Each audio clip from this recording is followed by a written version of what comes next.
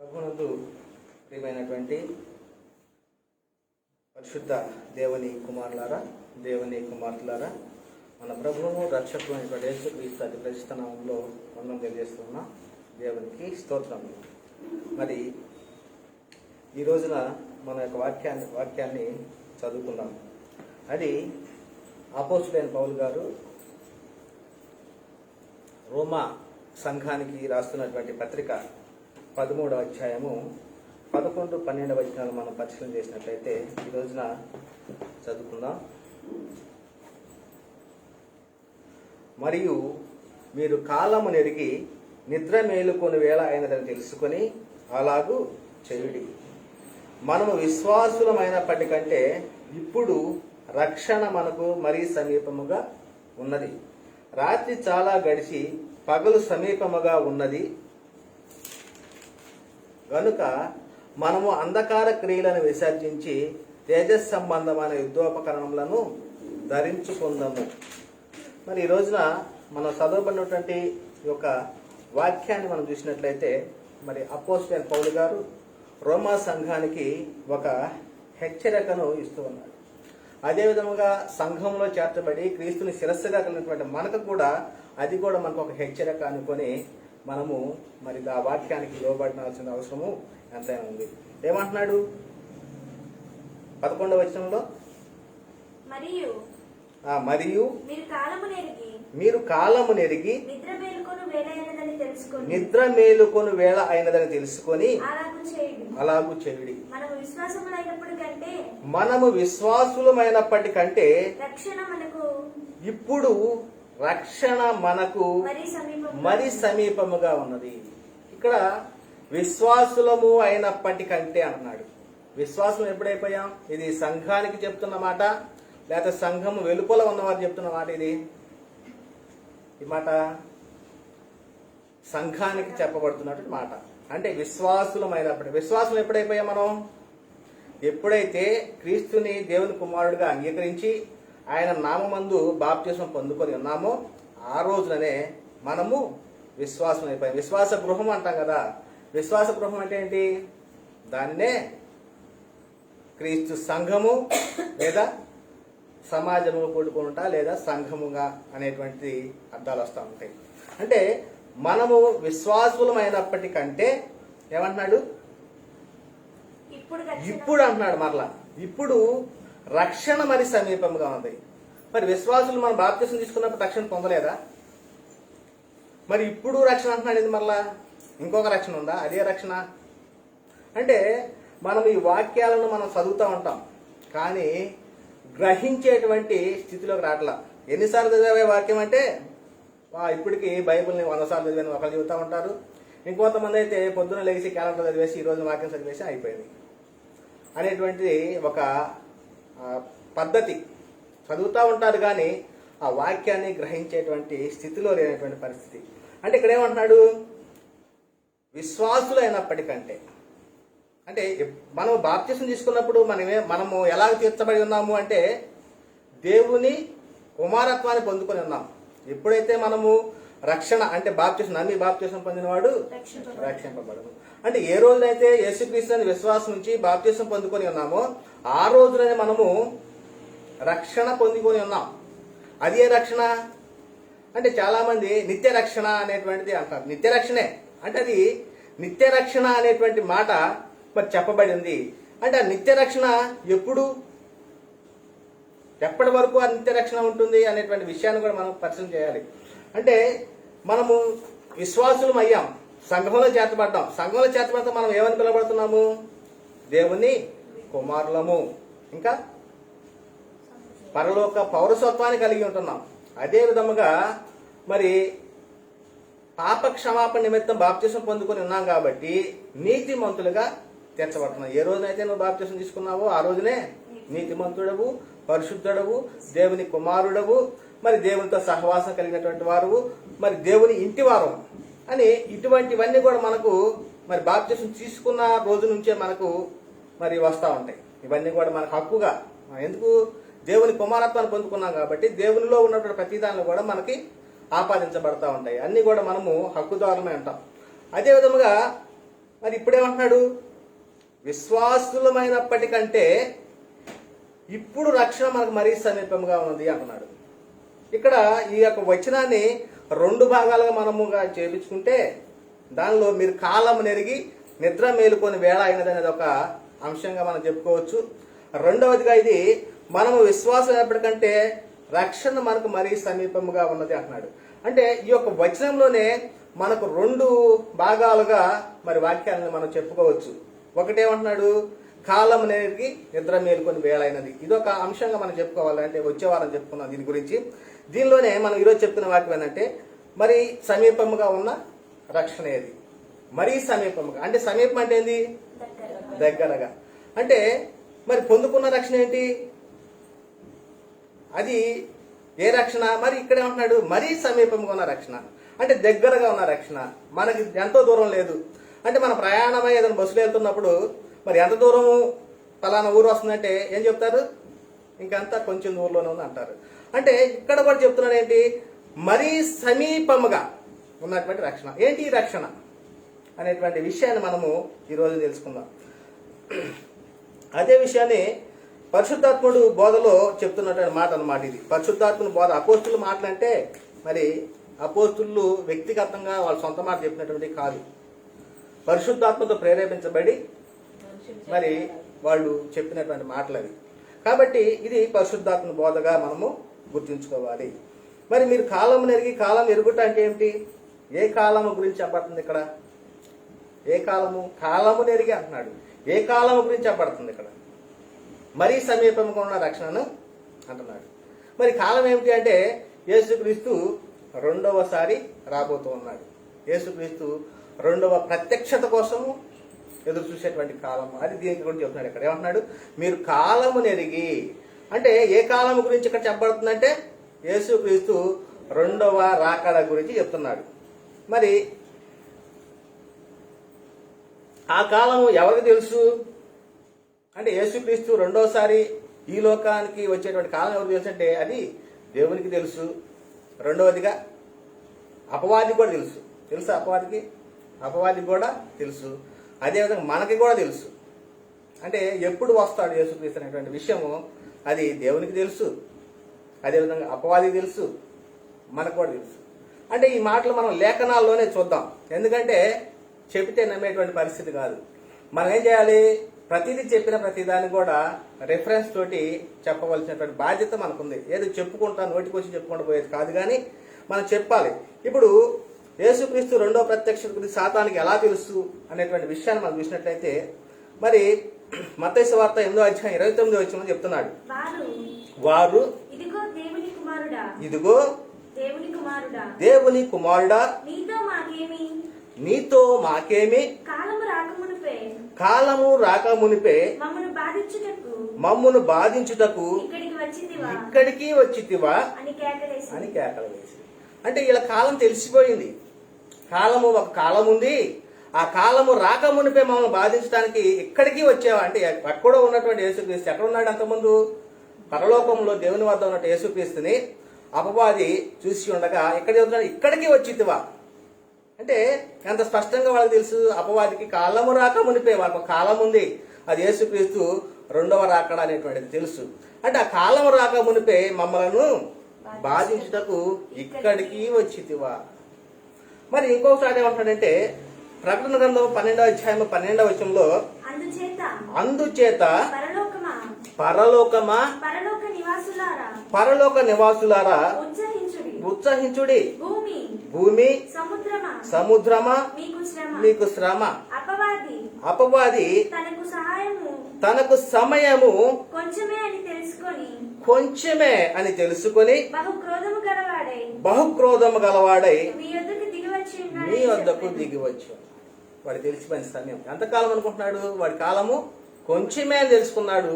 వాడు బహుక్రోధము గలవాడై దిగి వచ్చి ఉన్నాడు మీ వద్దకు అనేటువంటి విషయాన్ని చెప్తున్నాడు.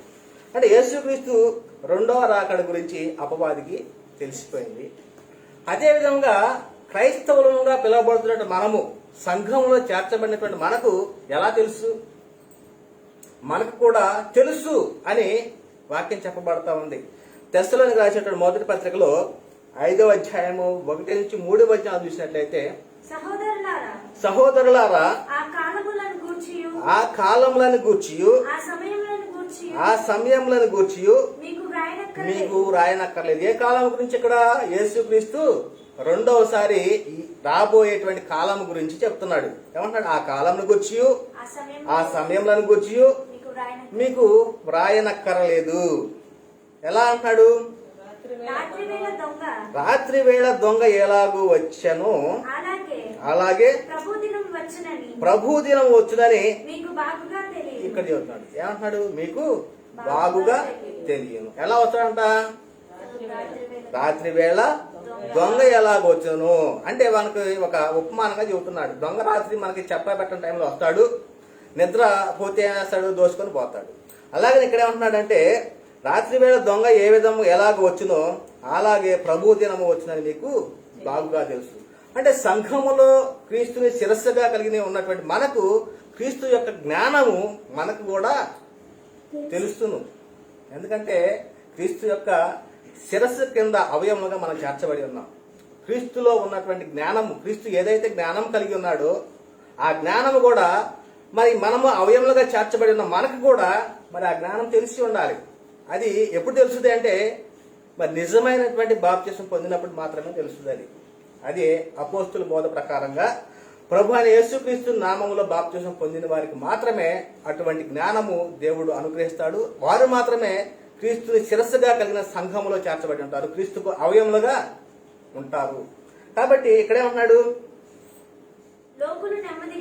లోకులు నెమ్మదిగా ఉన్నది, భయమేమీ లేదని చెప్పుకొనుచుండగా గర్భిణీ స్త్రీకి ప్రసవ వేదన వచ్చినట్లు వారికి ఆకస్మికముగా నాశనము తరష్టించును కనుక వారెంత మాత్రమును తప్పించుకోలేరు. అంటే లోకులు ఏ విధంగా ఉంటున్నారు? నెమ్మదిగా ఉంటున్నారు. వారికి ఎటువంటి చింత లేదు, భయం లేదు, దుఃఖం లేదు. అంటే సంఘంలో చేర్చబడిన వారికే ఎలా ఉంటున్నారంటే వారు మెలకువగా ఉంటున్నారు. దొంగ ఏ సమయం వస్తాడో మరి ఆ సమయము కోసము దొంగ పడకుండా మనం ఏ విధంగా గృహాలను ఏ విధంగా కాపు కాసుకుంటూ ఉంటున్నామో అదే విధంగా మరి యేసుక్రీస్తు వారు మరి రెండవసారి రాబోతున్నాడు కాబట్టి ఆయన వచ్చే సమయానికి మెలకువగా ఉండాలి. అంటే 10 మంది కన్యకల విషయం మనం చూసినట్టయితే ఎలా ఉంది? 5 కన్యకలు సిద్ధపడి ఉన్నారు. 5 కన్యలు ఏం చేస్తున్నారు? వాళ్ళు విడవబడిపోయారు. అంటే వాళ్ళు సిద్ధంగా లేరు. ప్రభువు వచ్చాడు, 5 మాత్రమే తీసుకుని వెళ్ళారు. అంటే పరలోక రాజ్యము 10 మంది కన్యకలను పోలి ఉంది. అంటే పరలోక రాజ్యం అంటేనే క్రీస్తు సంఘము లేకపోతే దేవుని రాజ్యము అనేటువంటి అర్థాలు ఉంటాయి. కాబట్టి పిల్లరా మరి ఇక్కడ ఇంకొక వచనం చూసినట్లయితే అదే అధ్యాయంలో 4వ వచనం, సహోదరులారా, ఆ దినము దొంగ వలె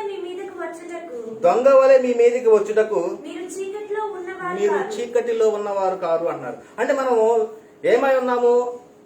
అంధకార సంబంధమైనటువంటి అధికారంలో నుండి అంటే సాతాను రాజ్యంలో నుండి క్రీస్తు రాజ్యంలోకి వచ్చి ఉన్నాం. మనము వెలుగు సంబంధంగా ఉంటున్నాం. ఏ రోజైతే మనము రక్షణ పొందుకున్నామో, పునఃస్థాపన సంబంధమైన స్థానాన్ని పొందుకొని ఉన్నామో, బాప్తిసం పొందుకొని ఉన్నామో అదే రోజు నుంచి ఏమైపోయాము? వెలుగు సంబంధులముగా పిలువబడుతున్నాం. ఏమంటారు ఇక్కడ 5వ వచనంలో? మీరందరూ వెలుగు సంబంధులను పగటి సంబంధులనై ఉన్నారు. మనము రాత్రి వారము కాదు, చీకటి వారము కాదు. కావున ఇతరుల వల్లే నిద్రపోక మెలకువగా ఉండి మత్తులము కాక ఉండుము. అంటే ఆ 10 మంది కన్యకలు 5 కన్యకలు ఏమన్నా సిద్ధపడి ఉండలేరు. బాప్తిసం పొందుకుని ఉన్నాంలే, మాకు రక్షణ వచ్చేసిందిలే, యేసుక్రీస్తు వస్తాడు, మనం కూడా వెళ్ళిపోతాం అనే ఆలోచన ఉన్నారు. కానీ ఆయన వచ్చే దినాన్ని తెలుసుకోలేకపోయారు. తెలుసుకోకపోవటం వల్ల ఏమైపోయింది? మరి తలుపు వేయడం జరిగింది. వారిని మాత్రమే 5 మాత్రమే తీసుకుని వెళ్ళటం జరిగింది. కాబట్టి మరి ఆ సమయం మనం ఎలా గుర్తుపెట్టుకుంటాము? మనకు ఎలా తెలుస్తుంది అంటున్నాడు అంటే మరి యేసుక్రీస్తు వారు యూదులతోటి చెప్పినటువంటి మాటలు అక్కడ చెప్తూ ఉన్నాడు. ఏం చెప్తూ ఉన్నాడు అంటే రాజ్యం మీదకి రాజ్యం లేచును, భూకంపాలు కలుగును, మరి కరువులు వచ్చును, ఇవే వేదనలకు గుర్తు. అంటే నా పేరిట అనేకమైనటువంటి వారు వస్తారు, వారు మిమ్మల్ని మోసపరుస్తారు, జాగ్రత్తగా ఉండండి అనేటువంటి విషయాలు మరి యేసుక్రీస్తు రెండోసారి వచ్చేటువంటి కాలం గురించి అక్కడ చెప్పబడింది. అంటే కాబట్టి సంఘంలో చేర్చబడిన తర్వాత క్రీస్తు యొక్క జ్ఞానాన్ని మనం కలిగి ఉన్నాం కాబట్టి మనకు చెప్పనక్కరలేదు అంటున్నాడు, రాయనక్కరలేదు అంటున్నాడు, అది మీకు బాగుగా తెలుసు అంటున్నాడు. కాబట్టి పిల్లరా మరి మనకి ఆ కాలము తెలుసు కాబట్టి మరి కాలము విలువ తెలిసిన వారు ఏం చేయాలి అంటే, కాలము గొప్పదా ధనము గొప్పదా అంటే మనం ఏది గొప్పది అంటాము? చాలా మంది ధనమే గొప్పది అంటారు లోకం. అయితే క్రైస్తవులు ఏది అంటారు అంటే కాలము గొప్పది. అంటే ధనము పోతే సంపాదించుకోవచ్చు, కానీ కాలము పోతే మరలా రాదు. అంటే నేడు ఉన్నటువంటి వారు రేపటి దినంలో ఉంటున్నారో లేదో తెలియనటువంటి పరిస్థితి. అంటే కాలము ఉండగానే మనము ఈ శరీరంలో ఉన్నంత కాలంలో ఏం చేయాలి? మన ఆత్మను రక్షించుకోవాలి, మన ఆత్మను బ్రతికించుకోవాలి. ఇట్లా బ్రతికించుకున్నవాడు కాలము గురించి బహు జాగ్రత్త కలిగిన వాడు ఉంటాడు. అంటే కాలము నెరిగి అంటున్నాడు. అంటే మనం సంఘంలో చేర్చబడిన తర్వాత మరి నిద్రపోయే స్థితిలో ఉన్నామా లేకపోతే మెలకువగా ఉన్నామా? అంటే నిద్రపోవటం అంటే ఏంటి అంటే ఎటువంటి చలనం లేకుండా, అంటే చలనం అంటే చనిపోయిన స్థితి కాదు, ఇది ఆత్మీయంగా చనిపోవటం. నిద్రపోవటం అంటే ఏంటి? ఆ సంఘంలో చేర్చబడిన తర్వాత ఆత్మీయంగా చనిపోయేటువంటి పరిస్థితి. కాబట్టి మనం ఏ విధంగా ఉండాలంటున్నాడు? పగటి వారముగా ఉండాలి, చీకటి వారముగా ఉండకూడదు అనేటువంటి విషయాన్ని మనకి స్పష్టంగా. అయితే మరీ సమీపముగా ఉన్న రక్షణ ఏమిటంటే ఇంకొక సందర్భం చూసుకుందాం బైబిల్లోనే. మరి దీనికి సంబంధించినట్టుగానే మరీ సమీపంగా ఉన్న రక్షణకు కోట్ చేసినట్లుగా ఇంకొక సందర్భం ఉంటుంది. కడవరి కాలమందు బయలుపరచుటకు సిద్ధముగా ఉన్న రక్షణ. కడవరి కాలం అంటే ఏంది? చివరి దినములలో, చివరి కాలములలో. అంటే పేతురు రాసిన మొదటి పత్రిక 1:5 పేతురు రాసినటువంటి మొదటి పత్రిక దానికి సాదృశ్యమైన బాప్తిసము 1:5 కడవరి కాలమందు బయలుపరచబడుటకు సిద్ధముగా ఉన్న రక్షణ మీకు కలుగునట్లు విశ్వాసము ద్వారా దేవుని శక్తి చేత కాపాడబడు మీ కొరకు ఆ స్వాస్థ్యము పరలోకమందు భద్రపరచ. ఇక్కడ చెబుతున్నాడు, ఒక క్లూ ఇస్తున్నాడు. ఆ స్వాస్థ్యం అంట బయలుపరచబడుటకు సిద్ధముగా ఉన్న రక్షణ అంటున్నాడు. కడవరి కాలమందు బయలుపరచబడుటకు సిద్ధముగా ఉన్న రక్షణ అంటే ఇక్కడ ఏమంటున్నాడు? ఒక క్లూ ఏమేస్తున్నాడు? ఆ స్వాస్థ్యము పరలోకమందు భద్రపరచబడి ఉన్నది. మనము ఇప్పుడు ఏ పౌరసత్వాన్ని కలిగి ఉన్నాము? సంఘంలోకి చేర్చబడిన తర్వాత, క్రీస్తుని శిరస్సుగా కలిగిన తర్వాత మనము ఏ పౌరసత్వాన్ని కలిగి ఉన్నాము? ఈ లోకంలో చూసుకుంటేనేమో భూలోక పౌరసత్వం ఉంటుంది, అదే విధంగా పరలోక పౌరసత్వం కూడా ఉంటుంది. అంటే మనము పరలోక పౌరులమై ఉన్నాము. మరి ఈ విధముగా పరలోక పౌరసత్వాన్ని కలిగి ఉన్నటువంటి మనకేమంటున్నాడు? ఆ స్వాస్థ్యము పరలోకమందు దాచబడి భద్రపరచబడి ఉంది. ఈ భద్రపరిచి ఉన్నది ఏమిటో ఇప్పటి వరకు అయితే మరి వినుతున్న వారిలో అర్థమై ఉండొచ్చు. అయితే అర్థం కాకపోతే చివరి వరకు వినవలసిందిగా కోరుతున్నాం. మరి ఇంకొక చోట ఏమంటున్నాడంటే యూదా పత్రికలో మనకందరికి కలిగేడు రక్షణ అన్నాడు. అంటే ఇప్పుడు ఆల్రెడీ మనం రక్షణ పొందుకొని ఉన్నాం కదా. రక్షణ పొందుకొని ఉన్నప్పుడు మరీ సమీపంగా ఉన్న రక్షణ అంటున్నాడు. కడవరి కాలములందు ఏమంటున్నాడు? బయలుపరచబడటకు సిద్ధముగా ఉన్న రక్షణ అంటున్నాడు. ఇక్కడే ఉంటున్నాడంటే మనకందరికి కలిగేడు రక్షణ అంటున్నాడు. రక్షణ పొందలేదు, మనం రక్షణ పొందుకునే కదా సంఘంలో చేర్చబడింది. మరి ఇదేంటివి ఎలా చెప్తున్నాడు చూద్దాం. యూదా పత్రిక 1:3 ప్రియులారా మనకందరికి కలిగేడు రక్షణను గూర్చి మీకు వ్రాయవలనని విశేషాశక్తి గలవాడనై ప్రయత్నపడుచుండగా పరిశుద్ధులకు ఒక్కసారి అప్పగింపబడిన బోధ నిమిత్తము మీరు పోరాడవలనని మిమ్మల్ని వేడుకొనుచు మీకు వ్రాయవలసి వచ్చను. చాలు. అంటే ఇక్కడ ఏమంటున్నాడు? మనకందరికి కలిగేడు రక్షణ. అంటే మనము 3 రెఫరెన్స్లు చూసుకొని ఉన్నాం. ఏ రెఫరెన్స్లు ఒకసారి చెప్పండి.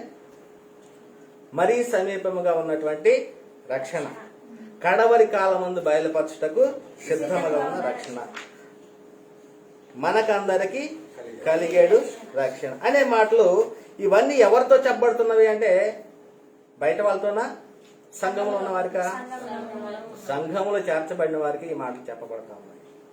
మరి ఎందుకు ఈ మాట చెప్పబడుతున్నాయి? మనం నమ్మి బాప్తిసం పొందినవాడు రక్షింపబడును అన్నారు కదా. మరి చాలా మంది ఈ రోజున ఆ యొక్క వాక్యాన్ని పట్టుకొని బాప్తిసం తీసుకొని తన ఇష్టానుసారమైన జీవితాన్ని జీవించేటువంటి పరిస్థితి ఉంది. ఎందుకంటే మేము రక్షణ పొందుకొని ఉన్నాము, మాకు నిత్య రక్షణ వచ్చేసింది అనేటువంటి వారితో కూడా నేను తిరిగిన సందర్భాలు ఉన్నాయి. మరి ఎందుకు చెప్పుకుంటున్నారు ఆ విధంగా? మరి బైబిల్లో ఉన్నటువంటి లేఖనాలు మరి చదివినారో లేదా చదవలేదో తెలియక మరి వారు మరి అపార్థం చేసుకొని మరి ఈ విధంగా చెప్పుకుంటూ పోతున్నారు. మాకు నిత్య రక్షణ వచ్చేసింది, మేము ఏ విధముగా తిరిగినాను, ఇంతకుముందు పాత జీవితంలో మరలా వెళ్ళినా కానీ మాకు రక్షణ ఉంటుంది, మేము బాప్తిసం తీసుకొని ఉన్నాము అనేటువంటి పరిస్థితిని చాలా మంది ఈ రోజున బోధిస్తూ ఉన్నారు. మరి ఎందుకు ఇలా బోధిస్తూ ఉన్నారు అంటే వారికి పరిశుద్ధాత్మ బోధ అంటే ఏమిటో తెలియనటువంటి పరిస్థితి. వారికి క్రీస్తుని శిరస్సుగా కలిగి ఉన్నారా లేదా అంటే, వారు క్రీస్తుని శిరస్సుగా కలిగి ఉంటే దేవుని యొక్క జ్ఞానము, క్రీస్తు యొక్క జ్ఞానము వారు తెలుసుకుని ఉండేవారు కదా. కాబట్టి వారికి ఈ జ్ఞానము తెలియకపోవటం వలన మరి ఏమైపోయారు? అపవాది తంత్రములకు లోబడిపోయి వారు పాత జీవితాలని మరలా జీవిస్తున్నారు, బాప్తిసం పొందుకొని ఉన్నా కూడా. అటువంటి వారు చెప్తున్న మాట ఏంటంటే మాకు నిత్య రక్షణ వచ్చేసింది, మేము బాప్తిసం పొందుకున్నాం అంటే. సంఘాల వాడు ఏం చెప్తూ ఉంటారు? మీరు గత వారం నుంచి ఈ వారం వరకు కూడా ఏవైతే పాపాలు చేసి ఉన్నారో ఆ పాపాలను అడగండి, దేవుడు కరుణామయుడు, ప్రేమామయుడు, మిమ్మల్ని క్షమించేస్తాడు, ఆయన దయాగుణం ఆయనకు ఉంది అనేటువంటి విషయాలు చెప్పేసి మోసం చేసేటువంటి పరిస్థితి. అంటే ప్రతి వారం ఆదివారం నుంచి శనివారం వరకు చేసినటువంటి పాపాలు మరలా సంఘంలోకి వచ్చి ఆదివారం నాడు ఒప్పేసుకోవాలంట. ఎక్కడ బోధ ఇది? ఎవరి దగ్గర నేర్చుకున్నారంటే ఇది అపవాది బోధ అని చెప్పాలి. అంటే ఇక్కడ ఏమంటున్నాడు చూద్దాం. పేతురు రాసిన మొదటి పత్రికలో 3వ అధ్యాయం 21వ వచనం అంటున్నాడు, దానికి సాదృశ్యమైన, పేతురు రాసిన మొదటి పత్రిక 3వ అధ్యాయము 21వ వచనం, దానికి సాదృశ్యమైన బాప్తిస్మము ఇప్పుడు మిమ్మల్ని రక్షించింది అని అన్నాడా? రక్షించుచున్నది అన్నాడా? రక్షించుచున్నది అంటే ఇంకా కొనసాగుతా ఉన్నది. రక్షించుచున్నది అదేదనగా శరీర మాలిన్యము తీసివేయుట కాదు గాని యేసుక్రీస్తు పునరుద్ధాన మూలముగా దేవుని విషయము నిర్మలమైన మనస్సాక్షినిచ్చు ప్రత్యుత్తరమే. అంటే మనలను రక్షిస్తున్నది ఏమిటంటున్నాడంటే దానికి సాదృశ్యమైన బాప్తిస్మము మనలను మిమ్ములను రక్షించుతున్నది. మరి పేతురు రాసిన మొదటి పత్రికలోనే 1వ అధ్యాయము 8-9 వచనాలు ఒకసారి చూద్దాం. మీరు ఆయనను చూడకపోయినను ఆయనను ప్రేమించుచు ఉన్నారు. ఇప్పుడు ఆయనను కన్నులారా చూడకయే విశ్వసించుచు మీ విశ్వాసమునకు ఫలమును అనగా ఆత్మ నిత్య రక్షణ వచ్చేసింది, మేము మమ్మల్ని బాప్తిస్మం రక్షించేసింది, మేము రక్షణ పొందేసాము. కాబట్టి మేము ఈ వారం చేసిన పాపాలు మళ్ళీ వచ్చే వారం ఒప్పుకుంటే ఇది చేసే బోధలు కూడా అట్లానే ఉన్నాయి. సంఘాల వాళ్ళు చేస్తున్న బోధలు కూడా ఎలా ఉన్నాయంటే ఇప్పటి వరకు మీరు చేసిన పాపాలు మాకు వచ్చి చెప్పండి అని కొంతమంది చెబుతా ఉంటే, ఇంకొంతమంది ఏం చెబుతారు? మీరు ఒప్పేసుకోండి, మీ పాపాలు క్షమించబడతాయి, దేవుడు కరుణామయుడు అనేటువంటి మాటలు చెప్తా ఉన్నారు. అంటే సంఘంలో చేర్చబడిన వారికి ఈ మాటలు ఎందుకు చెప్తూ ఉన్నాడు? ఎందుకు ఈ అంశం తీసుకున్నామంటే చాలా మంది సంఘంలో చేర్చబడిన తర్వాత మరి చాలా మంది మాతో మాట్లాడిన సందర్భం ఉంది. ఏమంటున్నారు? సంఘంలో చేర్చబడిన వారు పాపం చేస్తున్నారు కదా, వారి యొక్క పరిస్థితి ఏమిటి అంటే మరి వాళ్ళు రక్షణ పొందేసేమంటున్నారు, అయినా కానీ పాత జీవితాన్ని ప్రారంభిస్తూ ఉన్నారు కదా అని అంటే వారి కోసమే స్పష్టంగా మరి ఈ యొక్క అంశాన్ని తీసుకోవడం జరిగింది. మరీ సమీపంగా ఉన్న రక్షణ అంటే ఏమిటి, మనకందరికి కలిగేది రక్షణ అంటే ఏమిటి, మరి కడవరి కాలమందు సిద్ధముగా బయలుపరచబడుతున్న రక్షణ ఏమిటి అనేటువంటి అంశాలు మనం తీసుకున్నాం. మరి ఏమిటి అవి అనేటువంటివి తెలుసుకుందాం. అంటే ఆత్మరక్షణను పొందుతూ ఉన్నాము, అదే విధముగా ఆ యొక్క సాదృశ్యమైన బాప్తిస్మ మనల్ని రక్షించుతూ ఉన్నది అంటున్నాడు. మరి ఏమని అంటే రోమపత్రిక 10వ అధ్యాయము 8 నుంచి 10వ వచనం చెప్తున్నాడు. అదేమని చెప్పుచున్నది, వాక్యము నీ యొద్దను, వాక్యము నీ వద్దను, నీ నోటను, నీ నోటను, నీ హృదయంలోనూ ఉన్నది. నీ హృదయంలోనూ ఉన్నది. అది మేము ప్రకటించు విశ్వాస వాక్యమే. అది మేము ప్రకటించు విశ్వాస వాక్యమే. అదేమనగా యేసు ప్రభువని, యేసు ప్రభువని నీ నోటితో ఒప్పుకొని, నీ నోటితో ఒప్పుకొని, దేవుడు మృతులలో నుండి, దేవుడు మృతులలో నుండి ఆయనను లేపెనని నీ హృదయమందు విశ్వసించిన ఎడల, నీ హృదయమందు విశ్వసించిన ఎడల నీవు రక్షింపబడుదువు. నీవు రక్షింపబడుదువు అంటున్నాడు. ఇంకా 10వ వచనం, ఏలయనగా ఏలైనగా నీతి కలుగునట్లు నీతి కలుగునట్లు మనుష్యుడు హృదయంలో విశ్వసించును, హృదయములో విశ్వసించును, రక్షణ కలుగునట్లు నోటితో ఒప్పుకొను. అంటే ఈ యొక్క రెఫరెన్స్ పట్టుకొని చాలా మంది బాప్తిసానికి దూరంగా ఉంటున్నారు. హృదయంలో మేము విశ్వసించాము అని అంటున్నారు, మరి నోటితోటి మేము ప్రభువుని ఒప్పుకున్నాము, మేము రక్షించబడ్డాం. ఈ రెఫరెన్స్లు పెట్టుకుని ఏం చేస్తున్నారు, చాలా మంది బాప్తిసం తీసుకోవద్దని చెప్తున్నారు. మరి చాలా సందర్భాలు సాతాను మరి ఇలాని మోసపరుస్తూ ఉన్నాడు. ఇక్కడ ఏం చెప్తున్నాడు, అదేమనగా యేసు ప్రభు అని నీ నోటితో ఒప్పుకొని, అంటే సంఘంలో చేర్చబడాలంటే బాప్తిసం తీసుకున్నవాడే సంఘంలో చేర్చబడుతున్నాడు. సంఘంలో చేర్చబడిన వాడు యేసుక్రీస్తుని ప్రభు అన్న ఉపయోగం లేదు, ఏమన్నా గానీ ఉపయోగం. ఎందుకంటే అతను పాప క్షమాపణ పొందుకోలేదు. పాప క్షమాపణ పొందుకోని వాడు దేవునికి శత్రువు అంటున్నాడు. దేవుడు తన మాటలను ఆలకించను అంటున్నాడు. ఎవరైతే పాపము నుండి విమోచింపబడతారో వారి మరణం నేను ఆలకిస్తాను అంటున్నాడు. కాబట్టి ఎవరైతే పాప క్షమాపణ పొందుకుంటారో వారు మాత్రమే క్రీస్తుని శిరస్సుగా కలిగినటువంటి వారు, క్రీస్తు రాజ్యంలో చేర్చబడిన వారుగా పిలవబడతా ఉంటారు. మరి వారికి మాత్రమే ఈ మాట చెబుతుంది, యేసు క్రీస్తు ప్రభు అని నీ నోటితో ఒప్పుకొని, దేవుడు మృతుల నుండి ఆయన లేపినని నీ హృదయం విశ్వసించిన నీవు రక్షింపబడదువు. ఏలయనగా నీతి కలిగినట్లు మనుష్యుడు హృదయంలో విశ్వసించును, రక్షణ కలిగినట్లు నోటితో ఒప్పుకొనును. తీతు రాసినటువంటి పత్రికలో 3వ అధ్యాయము 5వ వచనం చెబుతున్నాడు, మనము నీతిని అనుసరించి చేసిన క్రియల మూలముగా కాక తన కనికరము చొప్పుననే పునర్జన్మ సంబంధమైన స్నానము ద్వారాను పరిశుద్ధాత్మ మనకు నూతన స్వభావం కలగజేయట ద్వారాను మనలను రక్షించాలి. అంటే ఇక్కడ ఏమంటున్నాడు, పునర్జన్మ సంబంధమైన స్నానము ద్వారానే మనకి రక్షణ వస్తుంది. అంటే సంఘంలో చేర్చబడతామనేటువంటి విషయాన్ని స్పష్టంగా తెలుసుకోవాల్సిన అవసరం ఎంతైనా ఉంది. నీతిని అనుసరించి చేసిన క్రియల మూలకం కాక అంటున్నాడు. ఒకప్పుడు వాడు ధర్మశాస్త్రం కలిగినటువంటి ఇశ్రాయేలు ఏం చేయాలి, ఆజ్ఞలను అనుసరించాలి. ఆజ్ఞలు అనుసరించినప్పుడు ఒక్క ఆజ్ఞ తప్పిపోయినా కానీ వాడు ఏమవుతాడు, ఆ శాపగ్రాహి అవుతాడు, వాడు శాపగ్రస్తుడిగా పిలవబడతాడు. 10 ఆజ్ఞలు ఉన్నాయి, ఆ 10 ఆజ్ఞలు ఒక ఆజ్ఞను అనుసరించకపోయి ఒక ఆజ్ఞ తప్పిపోయినా కానీ శాపగ్రస్తుడిగా పిలవబడతాడు. అయితే ఇప్పుడేమంటున్నాడు, మనము నీతిని అనుసరించిన క్రియల వలన కాకుండా అంటున్నాడు. ఏమంటున్నాడు, తన కనికరము చొప్పుననే పునర్జన్మ సంబంధమైన, అంటే ఫుట్ నోట్లో ఏమిచ్చాడు, పునఃస్థితి స్థాపన సంబంధమైన. అంటే పునఃస్థితి అంటే ఏంటి, ఒకప్పుడు పోగొట్టుకున్నటువంటి స్థితిని మరలా పొందుకోవడం. అంటే ఎక్కడ పోగొట్టుకున్నారు, ఏదైనా తోటలో ఆదాము అవ్వలు అంటే దేవునితో సహవాసం చేసేటువంటి వారుగా ఉన్నారు, దేవునితోటి కలిసి ఉన్నటువంటి పరిస్థితి. మరి అదే విధముగా ఆయన దేవుని కుమారులుగా పిలబడుతూ ఉన్నారు. మరి ఆజ్ఞ అతిక్రమించి ఉన్నారు, అతిక్రమం వలన పాపం వచ్చేసింది. మరి ఈ పాపం వలన ఏమైంది, మరణము, అంటే ఆత్మీయ మరణము సంభవించేసింది. ఈ ఆత్మీయ మరణము పొందినటువంటి వారు మరి ఏదైనా తోటలోంచి గెంటి వేయటం జరిగింది. అక్కడ అందుకని అంటున్నాడు, ఏ ఒక్కడు నీతిమంతుడు ఒక్కడం లేడు, అందరూ పాపం చేసి దేవుడు అనుగ్రహించిన మహిమను పొందలేకపోతున్నారు. అంటే నీతిమంతుడుగా పిలువబడటానికి ఏ ఒక్కడునూ లేడు అట, అంటే క్రియల మూలకంగా, ఆజ్ఞల మూలకంగా. అయితే ఇక్కడే ఉంటున్నాడు, కనికరము చొప్పుననే పునర్జన్మ సంబంధమైన స్నానము ద్వారాను పరిశుద్ధాత్మ మనకు నూతన స్వభావము కలగజేయట ద్వారాను మనలను రక్షించాను.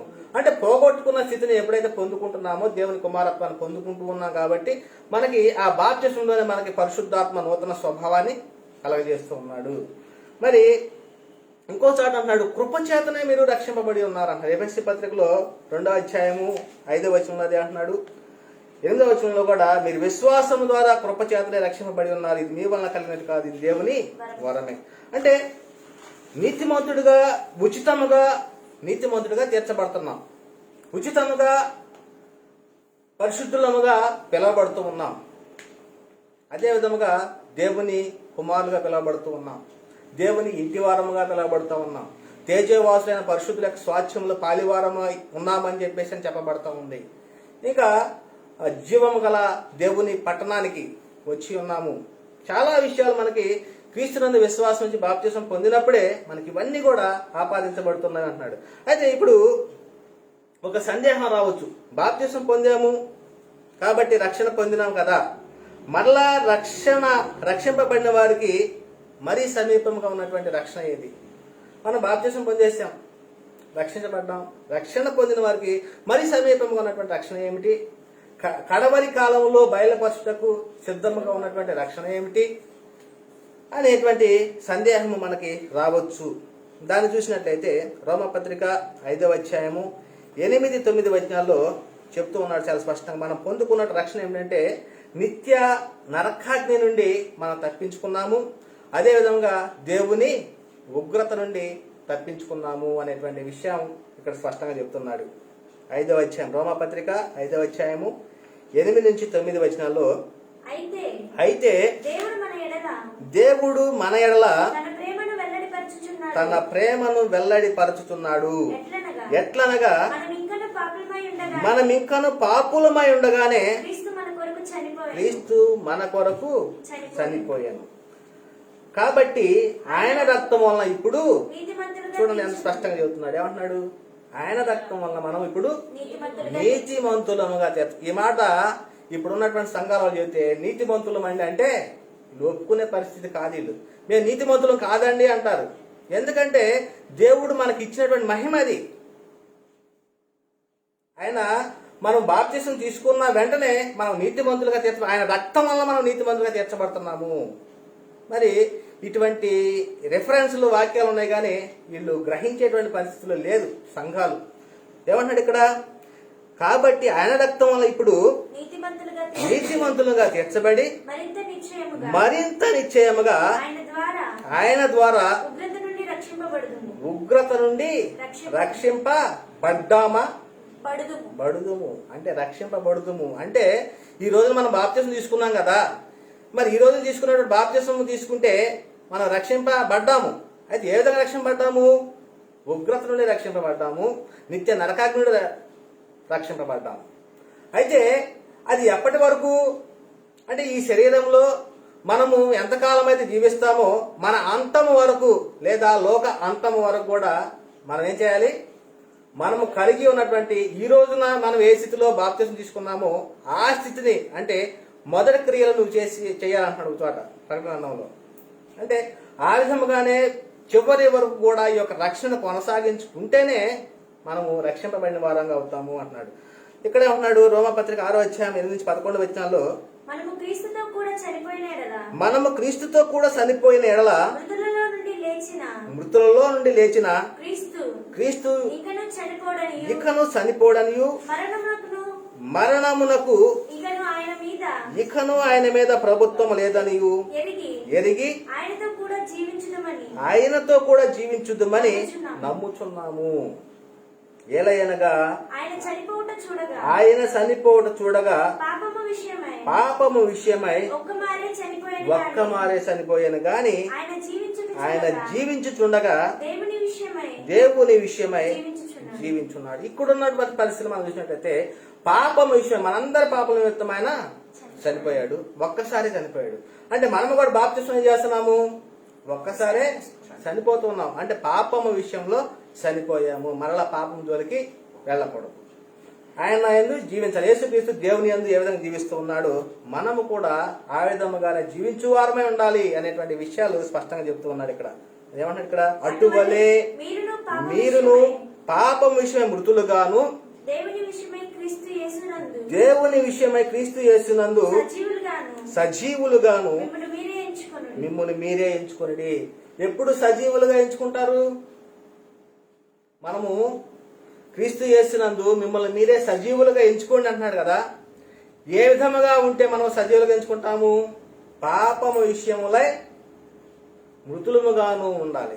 అంటే యేసుక్రీస్తు పాపం విషయమై ఒక్కసారే మృతి చెంది ఉన్నాడు కదా. అదే విధంగా మనం కూడా బాప్తిస్మము తీసుకున్న అప్పుడే మనము మృతులమైపోయాము. ఆ మృతులమైపోయినటువంటి మనము జీవించేది ఎలా జీవిస్తున్నాం అంటున్నాడు? దేవుని విషయమై క్రీస్తు యేసునందు సజీవులుగాను మిమ్మల్ని మీరే ఎంచుకోండి. అంటే ఇప్పుడు మనం ఏమై ఉన్నాము? బాప్తిస్మం పోయినటువంటి వారు సజీవులు. అంటే ఈ శరీరం నుండి వెడలిపోయినా, అంటే ఈ శరీరము చనిపోయినా మనము ఎలా ఉంటున్నాము? సజీవులుగా ఉంటున్నాము. క్రీస్తు నందు సజీవులుగా ఉంటున్నాము. అయితే మనకు రక్షణ, అనుగ్రహింపబడిన రక్షణ ఎలాంటిది, ఇప్పటి వరకు పొందుకున్నటువంటి రక్షణ ఎలాంటిది అనేటువంటి విషయం మనం చూసినట్లయితే, నిత్య రక్షణ లేక మరీ సమీపం ఉన్న రక్షణ మధ్యలో పోగొట్టుకునే అవకాశం ఉందా? మరీ సమీపంగా అంటే దగ్గరలో ఉన్నటువంటి రక్షణను పోగొట్టుకునే అవకాశం ఉందా అంటే పోగొట్టుకునే అవకాశము ఉంది అనేటువంటి వాక్యం మనకు చెప్పబడతా ఉంది. ఎందుకు? మనం నిత్య రక్షణలోకి వచ్చేసాము అంటే బాప్తిస్మమే మనకు నిత్య రక్షణ. అంటే ఈ నిత్య రక్షణను కొనసాగించుకుంటూ మన జీవితకాలం అంతా కూడా ఆ నిత్య రక్షణ కొనసాగించుకుంటే బయలుపరచబడేటువంటి ఆ యొక్క రక్షణకు మనము అర్హులముగా ఉంటాం. అదే గనక మధ్యలో గనక పోగొట్టుకుంటే పడిపోయిన స్థితిలో ఉంటాం. మరి యోధ ఏమైపోయాడు? శిష్యుల్లో ఒకడైన యోధ అంటే చనిపోయాడు. ఎందుకు అంటే చివరి వరకు కూడా మరి క్రీస్తుతో పాటుగా జీవించాడు, అతనితో పాటు అద్భుతాలు చేసి ఉన్నాడు, అతనితో పాటుగా మరి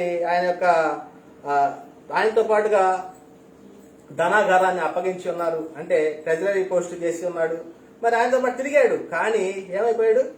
తన దారి తప్పిపోయాడు. మరి ఇలా చూసుకుంటూ పోతే మరి సంఘాల్లో అనేక చోట్ల కూడా కొంతమంది భక్తుల గురించి కూడా మరి వారి మధ్యలో తప్పిపోయినటువంటి విషయాలు కూడా మనకు తెలుస్తూనే ఉన్నాయి. అయితే ఇక్కడ చూద్దాం ఒకసారి.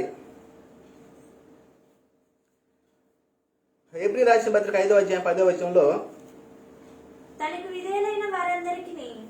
విధేయులైన వారికి అందరికి నిత్య రక్షణకు కారకుడు ఆయన. నిత్య రక్షణ విధేయులైన వారు ఎవరికి అంటున్నాడు? నిత్య రక్షణ ఎవరికి? విధేయులుగా అవిధేయులుగా? విధేయులు ఎవరైతే తన యందు విధేయులుగా ఉంటారో వారికి నిత్య రక్షణ. కొంతకాలం ఉండి కొంతకాలంలో దేవునికి అవిధేయులుగా ఉన్న వారికి పోగొట్టుకునే అవకాశం ఉంది. ఇచ్చినటువంటి నిత్య రక్షణను పోగొట్టుకునే అవకాశం ఉంది. అంటే ఇప్పుడు మనం ఏ రక్షణలోకి వచ్చామంటే మనం తీసుకున్న బాప్తిస్మే నిత్య రక్షణే. అయితే ఆ నిత్య రక్షణను కొనసాగించుకోవాలి. ఇక్కడ చూద్దాం, 2వ తిమోతి రాసిన పత్రిక 2వ అధ్యాయం 10వ వచనంలో, అందుచేత ఏర్పరచబడిన వారు నిత్యమైన మహిమతో కూడా క్రీస్తు యేసునందలి రక్షణ పొందవలనని నేను వారి కొరకు సమస్తమును ఓర్చుకొంటున్నాను అంటున్నాడు. ఇక్కడ స్పష్టంగా చెప్తున్నాడు, క్రీస్తు యేసునందలి రక్షణ పొందవలనని. నిత్య మహిమకు మనము నిత్య రక్షణ పొందుకునేటువంటి వారు నిత్య మహిమకు, మనం పిలువబడిన పిలుపు నిత్యమైన మహిమ పొందుకోవడం కోసమే. మనం పిలువబడినటువంటి పిలుపు నిత్య రక్షణ కోసమే. మనం తీసుకున్న బాప్తిసము నిత్య రక్షణే. అయితే ఈ నిత్య రక్షణను పోగొట్టుకునేటువంటి పరిస్థితి ఉంది అంటున్నాడు. అందుకని దీనిలో అన్నాడు ఏమన్నట్టు, మరీ సమీపముగా ఉన్న రక్షణ ఏమిటి, కడవరి కాలంలో బయలుపరచబడటకు సిద్ధంగా ఉన్న రక్షణ ఏమిటి, మనకందరికి కలిగేడు రక్షణ ఏమిటి అనేటువంటి విషయాన్ని సంఘానికి చెప్తున్నాడు, సంఘానికి హెచ్చరిస్తూ ఉన్నాడు. ఎందుకంటే ఇక్కడ అంధకార సంబంధమైన క్రియలను విసర్జించాలి అంటున్నాడు. ఇది సంఘంలో చెప్తున్నట్టు మాటే. మరి బాప్తిస్మము పొందిన మనము రక్షణ పొందాము. ఆ పొందిన రక్షణను బయలుపరచబోబడు రక్షణ వరకు కూడా మనం కాపాడుకోవాలి. అదేవిధంగా అంతం వరకు సహించాలి, అంతం వరకు కొనసాగించాలి. మరి ఎలా కొనసాగించాలంటున్నాడు? భయముతోనూ వణుకుతోనూ మీ సొంత రక్షణను కొనసాగించుకోవాలి. అంటే సంఘంలో చేర్చబడిన వారు మరి ఈ స్థితిలో ఎవరైనా ఉంటున్నారా? క్రీస్తుని శిరస్సుగా కలిగి సంఘంలో సభ్యత్వం పొందుకొని మరి సొంత రక్షణను మనం కలిగి ఉన్నటువంటి రక్షణను మరి భయముతోనూ వణుకుతోనూ మరి సొంత రక్షణ కొనసాగించుకోవాలి. ఫిలిప్పి రాసిన పత్రిక 2వ అధ్యాయం 12వ వచనంలో కాగా నా ప్రియులారా మీరెల్లప్పుడూ విధేయులై ఉన్న ప్రకారం ప్రతి మాటలో కూడా ఏమంటారంటే విధేయత అంటే విధేయత కలిగి ఉండాలి, విధేయులైన వారికి అనేటువంటి మాటని స్పష్టంగా చెప్తున్నాడు. ఏమంటారు ఇక్కడ మళ్ళా మీరెల్లప్పుడూ విధేయులైన ప్రకారము నా ఎదుట ఉన్నప్పుడు మాత్రమే కాక మరి ఎక్కువగా నేను మీతో లేని ఈ కాలమందును భయముతోను వణుకుతోను నీ సొంత రక్షణను కొనసాగించుకోవాలి. అంటే కొంతమంది చూసినట్టయితే సంఘ కాపరు ఉన్నప్పుడు ఒక రకంగా ఉంటారు, కాపరు లేనప్పుడు ఇంకో రకం. దాని విషయాన్ని పట్టుకొని ఇక్కడ ఏమన్నాడు పౌలు గారు, నేను నా ఎదుట ఉన్నప్పుడు మాత్రమే కాక అంటున్నాడు, మరి ఎక్కువగా నేను మీతో లేని ఈ కాలమందును భయముతోను వణుకుతోను మీ సొంత రక్షణను కొనసాగించుకొనిది అంటున్నాడు. అయితే మన పరిశుద్ధ గ్రంథంలో నీతిమంతుడు భక్తిహీనుడు అనే వారి గురించి ఏమని రాయబడిందో ఒకసారి చూద్దాం. నీతిమంతుడు భక్తిహీనుడు అనేటువంటి విషయాన్ని మనం చూసినట్లయితే పేతురు రాసినటువంటి మొదటి పత్రిక 4వ అధ్యాయము 17-18 వచనాలు చదివినట్లయితే తీర్పు దేవుని ఇంటి వద్ద ఆరంభమగు కాలము వచ్చి ఉన్నది. అది మన యొద్దనే అంటే మనం ఎవరమే? సంఘంలో చేర్చబడిన వారమే, క్రీస్తుని శిరస్సుగా కలిగినటువంటి వారమే. మరి వీరికేంటి తీర్పు? మరలా చూడండి ఎంత లేఖనాలు ఎంత స్పష్టంగా ఎంత కఠినంగా చెప్పబడతా ఉన్నాయో. తీర్పు దేవుని ఇంటి వద్ద ఆరంభ కాలం వచ్చి ఉన్నది, అది మన యొద్దనే ఆరంభమైతే దేవుని సువార్తకు అవిధేయులైన వారి గతి ఏమవును? మరియు నీతిమంతుడే రక్షింపబడుట దుర్లభమైతే భక్తిహీనుడును పాపియు ఎక్కడ నిలుతురు? నీతిమంతుడట. నీతిమంతుడు రక్షణ పొందలేదా? రక్షణ పొందిన తర్వాత నీతిమంతుడిగా పిలవబడతా ఉంది. మరి ఇక్కడ ఏమన్నాడు? నీతిమంతుడే రక్షించడం దుర్లభమైతే అంటున్నాడు. చూడండి, అంటే సంఘంలో చేర్చబడి దేవునికి విరోధమైనటువంటి పనులు చేసినా లేకపోతే దేవునికి ఇష్టం లేనటువంటి దేవుని చిత్తము కానటువంటి పనులు చేసినా కానీ ఏమవుతారు? అవిధేయులుగా పిలువబడతారు. అదే విధముగా భక్తిహీనులుగా పిలువబడతారు. ఇక్కడేమన్నాడు? దేవుని సువార్తకు అవిధేయుల వారి గతి ఏమవును అంటున్నాడు. సువార్తకు లోబడిన వాళ్ళు, వెలుపట ఉన్నటువంటి వారు, సంఘమునకు వెలుపట ఉన్నటువంటి వారి గతి ఏమవుద్దో ఇంకా వీరికన్నా కూడా అంటున్నాడు. ఏమంటున్నాడు? మరియు నీతిమంతుడే రక్షింపబడి దుర్లభమైతే భక్తిహీనుడును పాపియు ఎక్కడ నిలుతురు? చూడండి, సంఘంలో చేర్చబడిన వారు, బాప్తిసం పొందినటువంటి వారే, నీతిమంతులుగా పిలువబడుతున్నటువంటి వారే రక్షణను పోగొట్టుకునే పరిస్థితి ఉంటే మరి భక్తిహీనుడును పాపియు ఎక్కడ నిలుతురు అనేటువంటి విషయాన్ని స్పష్టంగా చెప్తున్నాను. అంటే ఇక్కడ ఒక హెచ్చరిక చెప్తున్నాం. ఏమంటున్నారంటే సంఘంలో చేర్చబడిన నీవు పాపం విషయమై మృతులుగా ఉండాలి, దేవుని విషయమై క్రీస్తు యేసునందు జీవించే వారముగా ఉండాలి, మిమ్మల్ని మీరే సజీవులుగా ఎంచుకునే వారుగా ఉండాలి. కాబట్టి సంఘంలో వచ్చిన వారికి మీరు గత వారం చేసిన పాపాలు ఏదో చెప్పుకోండి, మేము దేవుని అడుగుతాము, మేము ప్రార్థన చేస్తాం అనేటువంటిది అసత్య బోధ, అది అపవాది బోధ. ఆ బోధలో ఉన్నటువంటి వారు వారి తండ్రి క్రియలు చేస్తారట. వారి తండ్రి అపవాది. అంటే అపవాది మొదటి నుంచి రాహంతకుడు, దొంగయు, దోచుకున్నవాడే అన్నాడు.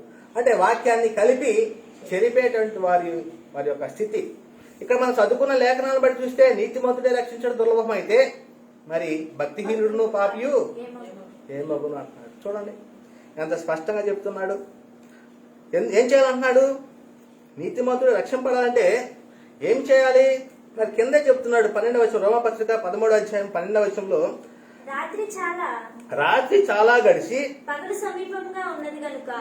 సమీపముగా ఉన్నది గనుక మనము అంధకార క్రియలను విసర్జించి తేజస్ సంబంధమైన యుద్ధోపకరణములను ధరించుకుందాము. యుద్ధోపకరణాలు అంటే ఎఫెసీ పత్రికలో చెప్తాడు. రక్షణ అనేటువంటి శిరస్నానము, విశ్వాసం అనే డాలు, మరి ఇవన్నీ కూడా మనకు చెప్పబడుతుంది. ఇవన్నీ కూడా మనం కలిగి ఉండాలి విశ్వాసులుగా ఉన్నప్పుడు. ఇంకేమంటున్నాడు పౌలు గారిని పరిశీలన చేసినట్టయితే నా శరీరాన్ని నేను నల్లగొట్టుకుంటున్నా అంటున్నాడు. ఎందుకు నల్లగొట్టుకుంటున్నాడు? వాక్యాన్ని నేనే ప్రకటించి మళ్ళీ భ్రష్టునైపోతానేమో, అందుకని నా శరీరాన్ని నేను నల్లగొట్టుకుంటున్నాను అనేటువంటి మాట చెబుతున్నాడు. మరి కొరంథీ రాసినటువంటి పత్రికలో 9వ అధ్యాయము 27వ వచనం, గాలిని కొట్టినట్లు నేను పోట్లాడుట లేదు గాని ఒకవేళ ఇతరులకు ప్రకటించిన తరువాత నేనే భ్రష్టుడైపోదునేమో అని నా శరీరము నలగగొట్టి దానిని లోపరుచుకొనుచున్నాను. అంటే శరీరం ఏమంటుందంటే, ఇప్పుడు సంఘాల్లో చెబుతుంది మీకేం కావాలి, ధనము కావాలా, మా సంఘానికి రండి మేము ప్రార్థన చేస్తాము. మీకు పిల్లలు పుట్టట్లేదా, మా సంఘానికి రండి మేము ప్రార్థన చేస్తాము. అంటే ఆర్థికమైన ఇబ్బందులు ఉన్నాయా, లేకపోతే శరీరానికి సంబంధించిన స్వస్థతలు ఏమైనా ఉన్నాయా, మీరు మా దగ్గర రండి. అంటే శరీరానికి సంబంధించినటువంటి విషయాల గురించే ఇప్పుడు ఉన్నటువంటి సంఘాలు 90% శరీర సంబంధమైన బోధలే చేస్తూ ఉన్నారు. కానీ ఇక్కడ పౌలు గారు ఏమంటున్నాడు, నా శరీరము నేను నలగొట్టుకుంటూ ఉన్నాను. అంటే శరీరం కోరుకుంటుంది నాకు అది కావాలి, పక్కింటి వాళ్ళకి ఇది ఉంది కాబట్టి నాకు ఇది కావాలి, వాళ్ళింట్లో అది ఉంది కాబట్టి మనకి ఇది కావాలి అనేటువంటి ఆలోచనలు ఆశలు మనకు కలుగుతూ ఉంటాయి. కానీ ఇక్కడ పౌలు గారు చెప్తున్న మాట ఏమంటున్నాడు, వాక్యం ప్రకటించిన తర్వాత నేనే భ్రష్టుడనైపోదునేమో. అంటే భ్రష్టుడు అంటే ఏంటి? రక్షణ పోగొట్టుకున్నటువంటి వాడు, అంటే రక్షణలో లేనటువంటి వాడు, భ్రష్టత్వము. అంటే ఏశావు లాంటి భ్రష్టుడు మీలో ఎవరైనా ఉంటారేమని చెప్పేసి అన్నాడు కదా. ఒక్క పూట కూటి కొరకు జ్యేష్ఠత్వం నమ్ముకున్నటువంటి ఏశావు అంటే భ్రష్టుడైపోయాడు. అట్లానే ఇక్కడ పౌలు గారు ఏం చెబుతున్నాడు, నేనే భ్రష్టుడనైపోదునేమో అని నా శరీరం నలగొట్టుకొని దాన్ని లోపరుచుకుంటున్నాను అంటున్నాడు. అదే విధముగా మనము ఇంకా ఏం జాగ్రత్తలు తీసుకోవాలి అంటే, నిలుచున్నాను, నేను నిలుచున్నాను అనేవాడు పడకుండా జాగ్రత్తగా పడాలంటున్నాడు. అంటే నేను రక్షణ పొందేసాను, నేను సంఘానికి వెళ్తూ ఉన్నాను, నేను కానుకలు వేస్తూ ఉన్నాను, నేను ఉపవాసాలు ఉంటున్నాను అనేటువంటి వాడు నేను నిల్చున్నాను అనుకుంటున్నాడేమో. అయితే పడకుండా, అంటే సాతాను ఎలా ఉన్నాడు, గర్జిత సింహం వల్లే ఎవరిని మింగుందని చెప్పేసి అని వాడు ఎదురు చూస్తూ ఉన్నాడట. మరి అటువంటి వాడికి లోబడకుండా, వాడి తంత్రాలకి లోబడకుండా ఉండాలి. కాబట్టి ఏమంటున్నాడు, నిలుచున్నానని తలంచుకున్నవాడు పడకుండానట్లు జాగ్రత్తగా చూసుకోవాలి అనేటువంటి విషయాన్ని స్పష్టంగా చెప్తున్నాడు. అదేవిధంగా మనకి ఇవ్వబడినటువంటి కిరీటమును ఎవరు అపహరింపకూడనట్లు గట్టిగా పట్టుకోవాలి. అంటే రక్షణలో ఏం పొందుకుంటున్నాం మనం ఒక కిరీటం ఇస్తూ ఉన్నాడు. అంటే పౌలు గారు చెప్తున్నాడా, నాకు పరుగు పందెంలో అంటే నాకు కిరీటము అంటే అక్షయమైనటువంటి బహుమానం నాకు ఉంటుంది, నేను నా పరుగును కడ వరకు తుదముట్టించాను అంటున్నాడు.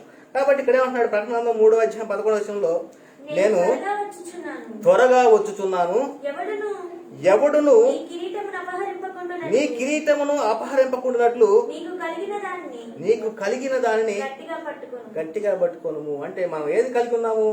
రక్షణ కలిగి ఉన్నాం. ఈ రక్షణ ఎలా పట్టుకోమంటున్నాడు? గట్టిగా. ఎందుకు పట్టుకోవాలి? అపవాది గారు ఉన్నాడు, అపవాది ఉన్నాడు, మనకు శత్రువు అయినటువంటి, మనకు శత్రువు, దేవునికి శత్రువు, యేసుక్రీస్తు కూడా శత్రువే. ఆ అపవాది ఏం చేస్తాడు? మన రక్షణను దొంగిలించడానికి ప్రయత్నం చేస్తాడు. అంటే వాడు ఎక్కడో ఉండడు, సంఘంలోనే ఉంటాడు, మన మధ్యనే ఉంటాడు, మనలోనే ఉంటాడు. వాడు ఏం చేస్తూ ఉంటాడు, ఏమైంది సంఘానికి వెళ్ళకపోతే ఏమైందిలే, కూర్చుందాం, అటు వెళ్ళిపోదాం, ఇటు వెళ్ళిపోదాం అనేటువంటి విషయాలు చెప్తూ దేవుని దగ్గర రాకుండా దూరపరిచేటువంటి పరిస్థితి. కాబట్టి ఇటువంటి విషయాలు జాగ్రత్తగా ఉండాలి. అందుకని ప్రకటన 2:20 కూడా అన్నాడు, నేను వచ్చే వరకు మీరు కలిగి ఉన్న దానిని గట్టిగా పట్టుకోండి. అంటే ఏదైతే మనం కలిగి ఉన్నాము అంటే ఆ రక్షణను మనము యేసుక్రీస్తు వచ్చే వరకు కావచ్చు, లేకపోతే ఈ శరీరం నుండి మనము వెడలిపోయేంత వరకు కూడా మనము కలిగి ఉన్నటువంటి రక్షణను గట్టిగా పట్టుకోవాలి అన్నాడు. అంటే పొందిన రక్షణ పోగొట్టుకునే ప్రమాదం ఉందా అంటే ఉంది. మనం పొందుకున్నటువంటి రక్షణను పోగొట్టుకునే అవకాశం, ప్రమాదం ఉందా అంటే ఉంది. ఎలా ఉంది అంటున్నాడు? అవి కూడా రెఫరెన్స్లే ఉన్నాయి, మనకు చాలా రెఫరెన్స్ ఉన్నాయి. చూద్దాం. కొలసీ రాష్ట్ర పత్రిక 2:19 శిరస్సును హత్తుకొనని వాడెవడును శిరస్సును హత్తుకోనని వాడెవడును అంటున్నాడు. అంటే శిరస్సు అంటే ఏంటి? సంఘానికి శిరస్సు ఎవరు? క్రీస్తు. అంటే ఈ యొక్క శిరస్సుకు హత్తుకొనని వాడు అంటే ఇక్కడ నుంచి ఇక్కడ ఉన్న భాగంలో ఎవరు? మనం అవయవములుగా చేర్చబడి ఉన్నాము. అంటే ఆ శిరస్సుకు హత్తుకోనని వాడు ఎవడును అంటున్నాడు. అంటే ఎవడైతే సంఘంలో చేర్చబడడో, అంటే వాస్తవానికి మేము సంఘంలో చేర్చబడ్డాము అని చెప్పుకుంటారు, సంఘస్థులుగానే పిలువబడతా ఉంటారు, కానీ వారి శిరస్సుకు హత్తుకున్నవారా హత్తుకొనవారా అనేటువంటి మనం కనిపెట్టుకోవాలి. ఏమంటున్నాడు? శిరస్సును హత్తుకొనని వాడు ఎవడును మీ బహుమానమును అపహరింపనీయకుడి. ఆ శిరస్సు మూలముగా సర్వ శరీరము కీళ్ల చేతను నరముల చేతను పోషింపబడి అతుకబడినదై దేవుని వలన కలుగు వృద్ధిలో అభివృద్ధి పొందుచూ ఉన్నది. అంటే మనము అవయముగా చేర్చబడినటువంటి మనము మరి ప్రతి విషయంలో కూడా మనం అభివృద్ధి చెందాలి. అంటే శిరస్సుకు హత్తుకున్న వాడు ఎవడైనా ఉంటాడేమో మీ బహుమానాన్ని ఏం చేయమంటున్నాడు? అపహరింపకుండానట్లు జాగ్రత్తగా చూసుకోవాలి అంటున్నాడు. మరి ఇంకొక చోట చెప్తున్నాడు, సమాజంగా కూడుకోవాలట. మొదటి శతాబ్ద కాలంలోనే సమాజముగా అంటే సంఘంగా కూడుకోవాలి. ఈ సంఘంగా కూడుకోకపోతే ఏమవుతుంది? రక్షణను పోగొట్టుకునే పరిస్థితి. ఇప్పుడు ఏమన్నాడు ఇక్కడ? సర్వ శరీరము కీళ్ల చేతను నరముల చేతను పోషింపబడి అతకబడినదై దేవుని వల్ల కలుగు వృద్ధిలో అభివృద్ధి పొందుతున్నది. అభివృద్ధి పొందాలంటే మన యొక్క శరీరము, మన యొక్క అవయవములు అభివృద్ధి చెందాలంటే, అంటే సంఘంలో చేర్చబడిన మనము, అంటే దేవుని యొక్క జ్ఞానము, దేవుని యొక్క రక్షణలో మనము ముందుకు కొనసాగాలంటే సమాజంగా కూడుకోవాలి. అంటే ఆత్మీయ జ్ఞానాన్ని మనం తెలుసుకోవాలి. ఇక్కడ ఏమంటున్నాడు? హెబ్రీ రాసిన పత్రికలో 10:24-25 కొందరు మానుకొనుచున్నట్టుగా సమాజముగా కూడుట మానక ఒకరినొకడు హెచ్చరించుచు ఆ దినము సమీపించుట మీరు చూసిన కొలది మరి ఎక్కువగా అలాగు చేయొచ్చు. ప్రేమ చూపుటకును సత్కార్యము చేయుటకును ఒకరినొకడు పురికొల్పవలనని ఆలోచించము. అంటే సమాజముగా కూడితే ఏం జరుగుతుంది అంటున్నాడు ఇక్కడ? ఏం జరుగుతుంది ఇక్కడ? అంటే మొదటి శతాబ్ద కాలంలోనే బాప్తిసం తీసుకొని సంఘంలోకి రానటువంటి పరిస్థితి ఉంది అక్కడ. అయితే అక్కడ చెప్తున్న మాట ఏంటంటే కొందరు మానుకొనుచున్నట్టుగా అంటున్నాడు. అయితే సమాజంగా కూడట మానక ఒకరినొకడు హెచ్చరించుచు అంటున్నాడు. అంటే ఎందుకు హెచ్చరించాలి చెప్తున్నాడు. ఆ దినము సమీపించుటకొలది. ఏ దినము? యేసుక్రీస్తు రెండవ రాకడ, రెండవ ప్రత్యక్షత. ఆ దినము సమీపించుట మీరు చూసిన కొలది మరి ఎక్కువగా అలాగ చేసు ప్రేమ చూపుటకును సత్కార్యము చేయుటకును ఒకరినొకడు పురిగొల్పుకోవాలి. అంటే ఒకరికొకరు ఈ వాక్యం విషయంలో మరి పురిగొల్పుకోవాలి అనేటువంటి విషయాన్ని స్పష్టంగా. అయితే ఇక్కడ ఒక విషయాన్ని చెప్తున్నారు. పోగొట్టుకున్నటువంటి రక్షణ అంటే పొందుకున్నటువంటి రక్షణ విషయంలో ఒక సాదృశ్యాన్ని మనం చూపిస్తూ ఉన్నాడు. ఏమిటంటే యోధా పత్రికలో 1:5 అంటున్నాడు, ఈ సంగతులన్నీ మీరు ముందటనే ఎరిగి ఉన్నను నేను మీకు జ్ఞాపకము చేయగోరుతున్నది ఏమనగా. అంటే ఒకప్పుడు వీళ్ళకి తెలుసు ఈయన చెప్పిపోయేటువంటి సంగతులు, అంటే యూదా చెప్తున్నటువంటి సంగతులను కూడా మీకు ముందుగానే తెలుసు, కానీ జ్ఞాపకం చేస్తున్నా అంటున్నాడు. అంటే సంఘంలో కూడుకునేటప్పుడు ఏం చేయాలి? హెచ్చరించుకోవాలి, ఒకరినొకరు బుద్ధి చెప్పుకోవాలి, అదేవిధంగా పురిగొల్పుకోవాలి. మరి ఇలా పురిగొల్పుకోకపోతే ఏమవుతుంది? మన యొక్క ఆత్మను మరి చనిపోయేటువంటి పరిస్థితి వచ్చింది, మన పొందుకున్నటువంటి రక్షణను పోగొట్టుకునేటువంటి పరిస్థితి వచ్చింది. ఇక్కడ అంటాడు ఏమంటున్నాడంటే ప్రభువు ఐగుప్తులో నుండి ప్రజలను రక్షించినను వారిలో నమ్మకపోయిన వారిని తరువాత నాశనము చేశాను. ఎవరు నాశనం చేశాను అంటున్నాడు? నమ్మకపోయిన వారిని. అంటే ఈ రోజున సంఘాల్లో కూడా చాలా మంది చేస్తా ఉంటారు. ఎందుకు చేస్తారు? పెళ్లిళ్ళ కోసమనో, లేకపోతే కుటుంబంలో ఎవరైనా చనిపోతే మరి పారేయటానికి కాపరి కావాలి కదా, దానికోసమనో, లేకపోతే మీరు సంఘంలో లేరా అని చెప్పేసి నలుగురిలో నామర్దాగా ఉంటుందేమో అని చెప్పేసి దానికోసమో, లేకపోతే కుటుంబ ప్రార్థన జరిపించుకోవడం కోసమో ఈ రోజున చాలా మంది కూడా సంఘంలోకి సభ్యత్వం చేస్తున్నారు. అదేవిధంగా కొంతమంది ఏదైనా దొరుకుతుందేమో సంఘంలో చేర్చబడితే, అంటే ఫిలిప్ ఉన్నాడు కదా, ఫిలిప్తో పాటుగా ఉన్నటువంటి ఎవరు గారడి సీమోను, అంటే అపోస్తల కార్యం గారడి సీమోను ఏం చేసేవాడు, ఫిలిప్పును ఎడబాయకుండేని అంటున్నాడు.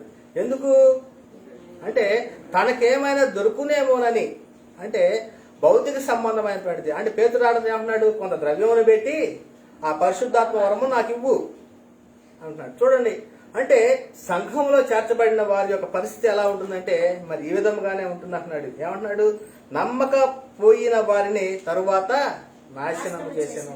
అంటే సంఘంలో చేర్చబడిన వారు ఎలా ఉండాలి, విధేయత చూపించాలి, విశ్వాసం కలిగి ఉండాలి, నమ్మకం కలిగి ఉండాలి. మరి మనము కలిగినటువంటి రక్షణను ఈ విధముగా కొనసాగించుకుంటే మరి ఏం జరిగింది అంటున్నాడు, అక్కడ ఐగుప్తులో నుంచి ప్రజలందరూ కూడా మరి బయటకు తీసుకొచ్చాడు. తన యొక్క జనాంగము, మొదటి జనాంగం అంటే ఇశ్రాయేలును కూడా ఏం చేశాడు, ఐగుప్తులో నుండి రక్షించి బయటకు తీసుకొస్తే మరి కనాను ప్రాంతానికి వచ్చే వారికి కూడా ఎంతమంది వచ్చారు, చివరకు ఇద్దరు. మరి మిగతా వాళ్ళు ఏమైపోయారు, నమ్మకపోయిన వారు తరువాత నాశనము చేసిన అంటున్నాడు. అయితే మరి అసలు విషయానికి మనము వద్దాం. ఏమంటున్నాడు, మరి సమీపముగా ఉన్న రక్షణ ఏమిటి, అదే విధముగా కడవరి కాలం ముందు బయలుపరచబడబోటు రక్షణ ఏమిటి, మనకందరు కలిగిన రక్షణ ఏమిటి.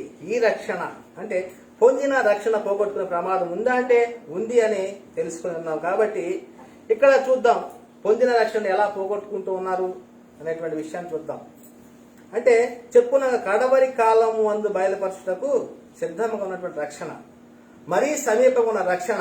మరి ఈ శరీరంలో ఉన్నంత కాలము మనం ఏం చేస్తూ ఉన్నాము అంటే ఇక్కడ చెప్తున్నాడు హెబ్రీ రాసిన పత్రిక 6వ అధ్యాయము 4 నుంచి 6 వచనాల్లో, ఒకసారి వెలిగింపబడి పరలోక సంబంధమైన వరమును రుచి చూచి పరిశుద్ధాత్మతో పాలివారై దేవుని దివ్యవాక్యమును రాబోవు యుగ సంబంధమైన శక్తుల ప్రభావమును అనుభవించిన తరువాత తప్పిపోయిన వారు తమ విషయములలో దేవుని కుమారుని మరలా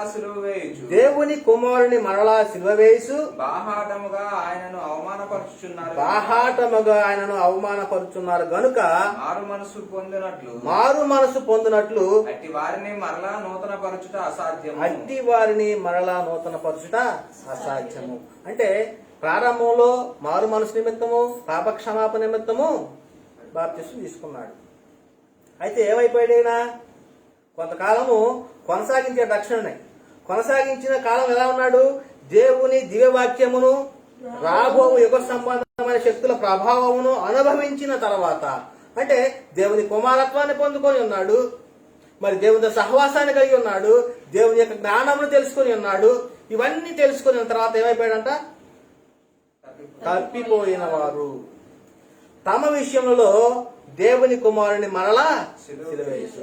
అంటే ఒకసారి సిలువ మరణాన్ని పొందాడు, మరి వీళ్ళైతే ఏం చేస్తున్నారు, మరలా సిలువేస్తున్నారు యేసుక్రీస్తుని. ఎవరు రక్షణ పొందుకొని తప్పిపోయినటువంటి వారు బాహాటమైనను అవమానపరుచున్నారు కనుక మారు మనసు పొందినటువంటి వారిని నూతన పరచుట అసాధ్యము. ఇంకా వాళ్ళు వాత వేయబడిన మనసాక్షి కలిగి ఉండి వాళ్ళు ఆ విధంగానే జీవిస్తూ ఉంటారన్నమాట. మరి ఇంకొకసారి చెప్తున్నాడు పేతురు రాసిన 2వ పత్రికలో 2వ అధ్యాయము 20 నుంచి 22 వచనాల్లో, వారు ప్రభువును వారు ప్రభువును రక్షకుడైన యేసుక్రీస్తు విషయమైన రక్షకుడైన యేసుక్రీస్తు విషయమై అనుభవ జ్ఞానము చేత అనుభవ జ్ఞానము చేత ఈ లోక మాలిన్యములను తప్పించుకొని ఈ లోక మాలిన్యము తప్పించుకున్న తర్వాత మరలా వాటిలో చిక్కుబడి మరలా వాటిలో చిక్కుబడి వాటి చేత జయింపజాలని వాటి చేత జయింపబడిన ఎడల వారి కడవర స్థితి వారి కాడవారి స్థితి మొదటి స్థితి కంటే మొదటి స్థితి కంటే మరీ చెడ్డదగును. ఇక్కడ ఏం చెబుతున్నాడు? క్రీస్తు విషయమై అనుభవ జ్ఞానము చేత ఈ లోక మాలిన్యమును తప్పించుకున్న తర్వాత, అంటే అంధకార సంబంధమైన క్రియలను విసర్జించిన తర్వాత ఏం జరిగింది? మరలా వాటిలోకే చిక్కుకొని పోతే, వాటిని జయించితే ఏమవుతుందంటున్నాడు? వారి కడవరి స్థితి మొదటి స్థితి కన్నా, అంటే వాడు బాప్తిసం తీసుకోకున్నా కానీ రైటే, వాడు బాప్తిసం తీసుకున్న తర్వాత తప్పు చేసే కాబట్టి వీడి స్థితి ఎలా ఉందంటే ఇంకా ఘోరమైనటువంటి పరిస్థితి అంటున్నాడు. అంటే మొదటి స్థితి కంటే మరి చెడ్డవగును. వారి నీతి మార్గమును అనుభవపూర్వకంగా తెలుసుకున్నారు. అంటే నీతి మార్గం అంటే ఏంటో తెలుసుకున్నారు. తమకు అప్పగింపబడిన పరిశుద్ధమైన ఆజ్ఞ నుండి తొలగిపోవట కంటే ఆ మార్గము అనుభవపూర్వకం తెలియక ఉండటయే వారికి మేలు. అంటే తెలుసుకోకపోవటమే మేలు. ఇందాక అనుకున్నాం కదా, ఏమన్నాడు? రక్షణ పొందిన వాడి కంటే మొదటి స్థితి కన్నా కూడా ఏమంటున్నాడు? మొదటి స్థితే మరి చెడ్డదగును అంటున్నాడు. ఇక్కడ 22 అంటున్నాడు, కుక్క తన వాంతికి తిరిగినట్లు కడగబడిన పంది బురదలో దొర్లుటకును మళ్ళినట్టును అను నిజమైన సామెత చొప్పున వీరికి సంభవించను. అంటే ఇక్కడ కుక్క ఏం చేసిద్ది? తిన్నదాన్ని మరలా కక్కిన దాన్ని మరలా తింటది. అదే పందిని ఎంత శుభ్రం చేసిన ఏమైంది? మరలా బుర్రలో అనేది. అంటే రక్షణ పొందిన తర్వాత కూడా వీరి యొక్క పరిస్థితి ఇలాగనే ఉంటుంది అనేటువంటి విషయాన్ని, అంటే పొందుకున్నటువంటి రక్షణ అంటే నిత్య రక్షణ అని చెప్పుకుంటున్నాం కదా, ఆ నిత్య రక్షణను పోగొట్టుకునే పరిస్థితి ఉందా అంటే పోగొట్టుకునే పరిస్థితి ఉంది. కాబట్టి మనము జాగ్రత్తగా ఉండాలి అనేటువంటి మాట చెప్తున్నాడు. అందుకని అంతం వరకు సహించిన వాడెవడో వాడే రక్షింపబడును. అంతము వరకు అంటే సహించాలి. అనేకమైనటువంటి శ్రమలు వస్తాయి, అనేకమైనటువంటి హింసలు వస్తాయి, అనేకమైన ఉపద్రవాలు వస్తాయి, మరి చాలా వస్తాయి. కాబట్టి వీటన్నింటినీ కూడా సహించాలట. సహించిన వాడు ఎవడో వాడు రక్షింపబడును అంటున్నాడు. హెబ్రీ రాసిన పత్రిక 3వ అధ్యాయం 15-17 వచనాల్లో ఏలయనగా మొదటి నుండి మనకున్న దృఢ విశ్వాసమును అంతము మట్టుకు గట్టిగా చేపట్టిన ఎడలనే క్రీస్తులో పాలివారమైందుము. ఎక్కడ వరకు అన్నాడు? అంతము మట్టుకు. అంటే మనము ఈ శరీరంలో ఉన్నంత వరకు, లేదంటే ఈ లోకము అంతమయ్యేంత వరకు గట్టిగా చేపట్టిన ఎడల క్రీస్తులో పాలివారమై ఉందుము అని ఇంకొక మాట చెబుతున్నాడు. వీని కోపము పుట్టించిన వారెవరు? మోషే చేత నడిపింపబడి ఐగుప్తు నుండి బయలుదేరి వచ్చిన వారందరే కదా. అంటే మోషే చేత నడిపించినటువంటి వారందరూ కూడా ఏం చేశారు? కోపము పుట్టించారట. మరి ఎవరి మీద 40 ఏండ్లు ఆయన కోపగించను? పాపము చేసిన వారి మీదనే కదా. వారి శవములు అరణ్యములో రాలిపోయాను. చూడండి ఎంత స్పష్టంగా చెబుతున్నాడు. ఏమంటున్నాడు? పాపము చేసిన వారి మీద అంట ఆయన కోపము. మరి సంఘంలో చేర్చబడిన తర్వాత కూడా మరి సంఘస్థులుగా ఉంటూ సంఘాన్ని నడిపించే వారుగా ఉన్నటువంటి వారు మరి పాపం చేస్తే ఏమవుతుంది? పాపము చేసిన వారి మీదనే కదా ఆయన కోపగించేది అనేటువంటి మాట చెబుతుంది. అందుకనే ఈ శరీరం ఉండగా పొందిన రక్షణ కోల్పోయే పరిస్థితి ఉంది, తప్పిపోయే అవకాశం ఉంది. కాబట్టి పొందిన రక్షణను అంతం వరకు గట్టిగా చేపట్టాలి. దేవుడు మనకి ఇచ్చిన రక్షణ నిత్య రక్షణ కాదా అంటే అవును, దేవుడు మనకి ఇచ్చిన రక్షణ నిత్య రక్షణే. మరి ఈ విధముగా మనం అంతము వరకు మన యొక్క రక్షణను కొనసాగించుకోవాలి. ఈ శరీరం ఉన్నంత కాలము లేదా ఈ లోకంలో జీవించినంత కాలము కలిగి ఉన్న రక్షణను భయముతోను వణుకుతోను కొనసాగించుకోవాలి. అయితే ఇప్పటి వరకు మనం ఏం చెప్పుకున్నాము? ఇప్పటి వరకు అంటే మనము కలిగి ఉన్నటువంటి రక్షణ ఏ విధంగా ఉంది అంటే నిత్య రక్షణ కలిగి ఉన్నాము. కానీ మన అంతం వరకు కూడా ఆ రక్షణను కలిగి ఉండాలి. అంతం వరకు కూడా మనము ఆ రక్షణ గట్టిగా పట్టుకోవాలి. ఆ రక్షణ పట్టుకుంటే మరి ఏమవుతుంది? ఇప్పుడు నేర్చుకుందాం. అంటే ఏమనుకున్నాడు? ఇక్కడ వాక్యం చెప్పుకున్నాం, ఒకసారి చదువుతాం. అది రోమా పత్రిక 13వ అధ్యాయము 11వ వచనం. మరియు మీరు కాలము నెరిగి నిద్ర మేలుకొని వేళ అయినదని నిద్ర మేలుకొని వేళ అయిన తెలుసుకొని అలాగు చేయుడి. మనము విశ్వాసమైనప్పటికంటే ఇప్పుడు రక్షణ మనకు మరీ సమీపముగా ఉన్నది. అంటే ఏ రక్షణ? ఇప్పుడు మరీ సమీపంగా ఉన్నటువంటి రక్షణ ఏమిటి అంటే ఇప్పుడు తెలుసుకుందాం. అంటే అంతము వరకు ఈ యొక్క రక్షణను కొనసాగించుకోవాలి. మధ్యలో అయితే పోగొట్టుకునే అవకాశం ఉంది, నిత్య రక్షణ కోల్పోయేటువంటి ప్రమాదం ఉంది. మరి అయితే మరీ సమీపంగా రక్షణ ఏమిటి? లేకపోతే ఇందాక చెప్పుకున్నాము మరి బయలుపరచబడబోవు సిద్ధంగా ఉన్నటువంటి రక్షణ ఏమిటి అనేటువంటిది మరి తెలుసుకోవాలంటే ఇక్కడ యేసుక్రీస్తు 2వ రాకడలో భూమి మీద మరి ఈ శరీరంలో మనకు కలిగేటువంటి మార్పుల గురించి చెప్తా ఉన్నాడు. అంటే యేసుక్రీస్తు 2వసారి ఈ లోకానికి వస్తాడు కదా, వచ్చినప్పుడు మనము మరీ సమీపంగా ఉన్న రక్షణ మనం ఇప్పుడు బ్రతికున్న కాలంలోనే ఇక రేపు ఎల్లుండో లేకపోతే ఒక నెలకో 2 నెలకో యేసుక్రీస్తు వారు వచ్చాడు అనుకోండి 2వ రాకడ. అయితే మనకు ఎటువంటి మార్పులు మరీ సమీపంగా ఉన్న రక్షణ ఏమిటో అనేటువంటిది ఇప్పుడు తెలుసుకుందాం. ఏమంటున్నాడు? రోమపత్రిక 8వ అధ్యాయం 23వ వచనంలో అంతేకాదు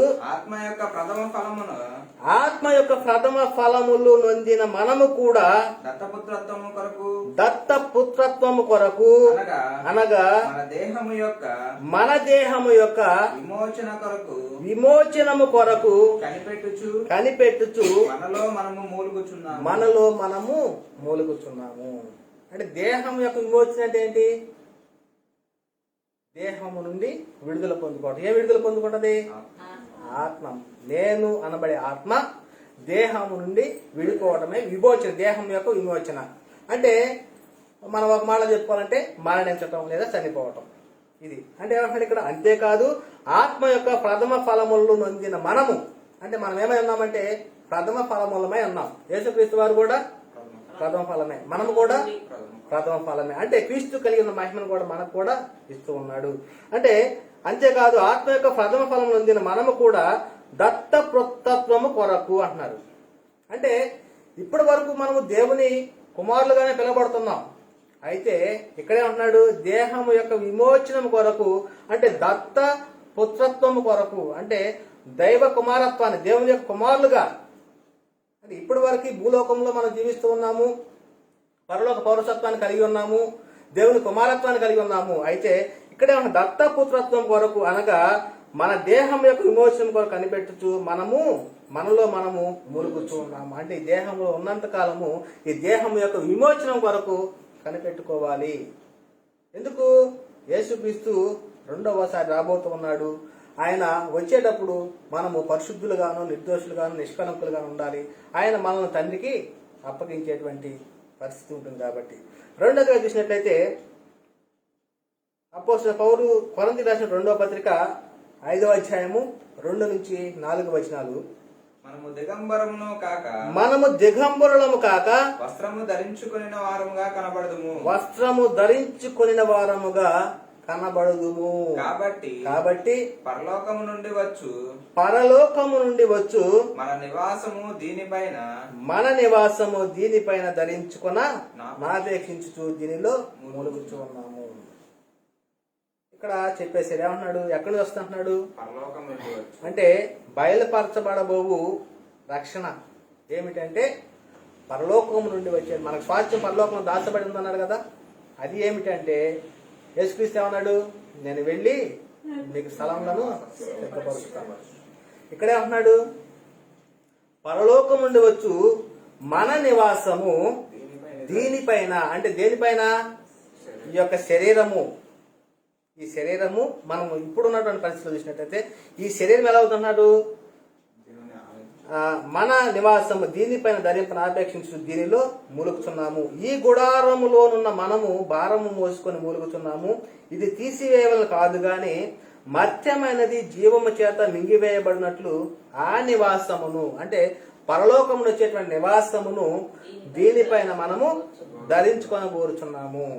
పరలోకంలో భద్రపరచబడి ఉన్నటువంటిది ఆ స్వాస్థ్యము యేసుక్రీస్తు 2వ రాకడలో రాబోతుంది. ఆ రాబోయేటువంటి ఆ మర్త్యమైనటువంటి ఆ నివాసము ఏమవుతుంది? దీనిపైన ధరించుకొనగోరుచు ఉన్నాము. మూడవదిగా చూసినట్లయితే ఇక మరణము ఉండదట. మరణం అంటే శరీర సంబంధ మరణం కాదు, అంటే ఆత్మ సంబంధమైన మరణము ఉండదు. ఇక్కడ చెప్తున్నాడు కొరింథీ రాసినటువంటి మొదటి పత్రిక 15వ అధ్యాయము 54వ వచనంలో, ఈ క్షయమైనది ఈ క్షయమైనది అక్షయతను ధరించుకొనినప్పుడు అక్షయతను ధరించుకున్నప్పుడు, అంటే ఈ క్షయము అంటే ఈ శరీరం ఏమైపోద్ది? క్షయం అంటే మట్టిలో కలిసిపోయేటువంటిది ఈ శరీరము. అక్షయతను అంటే పరలోకములో వచ్చేటువంటి ఈ గుడారమును ధరించుకున్నప్పుడు, ఈ మర్త్యమైనది అమర్త్యము ధరించుకున్నప్పుడు విజయమందు మరణము మింగివేయబడును అని వ్రాయబడిన వాక్యము నెరవేరు. ఇది నెరవేరవలసినటువంటి వాక్యం అన్నమాట. ఇది అంటే ఏమైంది? మనముకు ఇంకా మరణము అనేటువంటిది ఉండదు అనేటువంటి విషయం మనకు స్పష్టంగా తెలుస్తూ ఉంది. మరి నాలుగవదిగా ఫిలిప్పీ రాసిన పత్రిక 3వ అధ్యాయం 21వ వచనంలో, సమస్తమును తనకు లోపరుచుకొన జాలిన శక్తిని బట్టి ఆయన మన దీన శరీరమును తన మహిమ గల శరీరము సమరూపము గల దానిగా మార్చును. అంటే మనకు కలిగేది రక్షణ, అతి సమీపంగా ఉన్నటువంటి రక్షణ. అంటే ఏమిటంటే ఇదనమాట మనం పొందుకునేటువంటివి అతి సమీపంగా. రేపు ఎల్లుండో యేసుక్రీస్తు వారు రాబోతున్నాడు. రాబోయినప్పుడు మరి సమీపంగా రక్షణ ఏమిటి అంటే ఇది మనం పొందుకునేటువంటివి. అంటే పరలోకం నుండి వచ్చేటువంటి ఆ స్వాస్థ్యము లేకపోతే ఆ గుడారము దీనిపైన మనము ధరించుకుంటాము. మనకి ఈ దీన శరీరము ఎలా మార్చబడుతుంది? ఆయన శరీరం ఏ విధంగా ఉంటుందో ఆ శరీరానికి సమరూపము గల దానిగా మార్చబడుతుంది. ఇంకోసారి అంటున్నాడు యోహాను రాసిన మొదటి పత్రికలో 3వ అధ్యాయము 2వ వచనంలో, ప్రియులారా ఇప్పుడు మనం దేవుని పిల్లలమై ఉన్నాము, మనం ఇక ఏమవుదుము అది ఇంకా ప్రత్యక్షపరచలేదు కానీ ఆయన ప్రత్యక్షమైనప్పుడు, ఆయన రెండోసారి వచ్చినప్పుడు ఆయన ఉన్నట్టుగానే ఆయనను చూడండి. ఎంత మహిమను ఎంత మనకి ఇస్తూ ఉన్నాడంటే ఆయన ఉన్నట్టుగానే ఆయనను చూస్తాము. ఏమంటాడు? ఆయన శరీరంకు సమరూపము గలదానిగా మన యొక్క దీన శరీరాన్ని మారుస్తాడు. మరేమంటాడు ఇంకా? ఆయనను పోలి ఉందుము. ఆయన ఏ విధంగా అయితే ఉంటాడో మనము కూడా ఆ విధముగానే పోలి ఉంటాము. అంటే మరీ సమీపంగా ఉన్నటువంటి రక్షణలో మనం పొందుకునేటువంటిది ఇలాంటివి మహిమలు అన్నమాట. ఇక్కడేమంటున్నాడు ఇంకో చోట, యేసుక్రీస్తు రెండవసారి రాబోతున్నాడు. ఎందుకు రాబోతున్నాడు? ఎందుకు వస్తున్నాడు? అసలు రావడానికి కారణం ఏమిటి అంటే ఇక్కడ చెప్తున్నాడు హెబ్రీ రాసిన పత్రిక 9వ అధ్యాయం 28వ వచనంలో, అలాగుననే క్రీస్తు కూడా అనేకుల పాపములను భరించుటకు ఒక్కసారే అర్పింపబడి తన కొరకు కనిపెట్టుకొని వారి రక్షణ నిమిత్తము అంటున్నాడు. చూడండి లేకుండా ఏమంటున్నాడు ఇక్కడ? ఆల్రెడీ మనం రక్షణ పొంది ఉన్నాము. ఆ పొంది ఉన్నటువంటి రక్షణ ఏమంటాడు ఇక్కడ?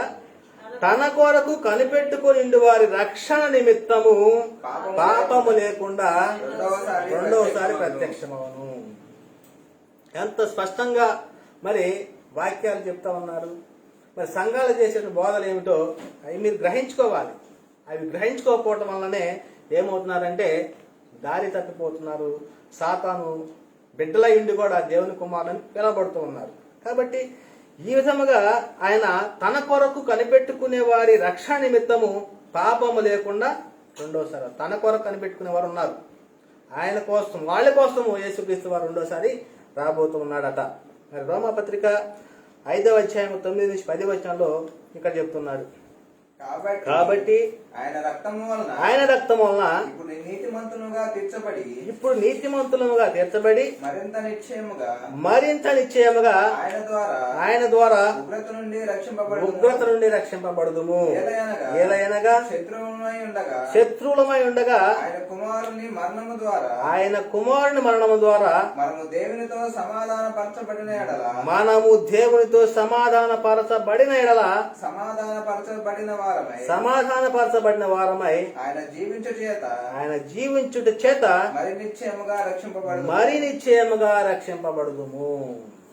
ఇది అంటే ఆయన యొక్క రక్తం మన నీతిమంతులుగా తీర్చబడ్డాము, మరింత నిశ్చయముగా ఉగ్రత నుండి తప్పించుకున్నాము. అయితే మనము శత్రువులమై ఉన్నాం. అంటే రక్షణలోకి రాకమునుపు మన యొక్క స్థితి ఎలా ఉండదంటే దేవునికి శత్రువులమై ఉన్నాం అన్నమాట. అంటే మనము శత్రువులమై ఉండగా ఆయన తన కుమారుని మరణము ద్వారా మనము దేవునితో, అంటే దేవునితో సమాధానం ఎప్పుడు కలిగింది మనకి? వీళ్ళు చాలా మంది ఏమని చెబుతారంటే తండ్రి క్రీస్తుగా వచ్చాడు అంటున్నాడు. అంటే ఇక్కడ ఆయన మరణము ద్వారా తండ్రితోటి సమాధాన పరిచాడట. యేసుక్రీస్తు వారు మధ్యవర్తిగా ఉన్నాడు. దేవునికిని నరులకును మధ్యవర్తి క్రీస్తు యేసు అన్న నరుడు అనేటువంటి వాక్యం మనకుంది. అయితే ఈయన ఏం చేస్తున్నాడు? దేవునితోటి మనం దేవునికి శత్రువులమై ఉన్నాము. మరి శత్రువులమై ఉన్న వారిని దేవునితో సమాధాన పరచడానికి ఏం చేశాడు? ఆయన రక్తము ద్వారాగా మనము నీతిమంతులుగా తీర్చబడి ఉన్నాడు.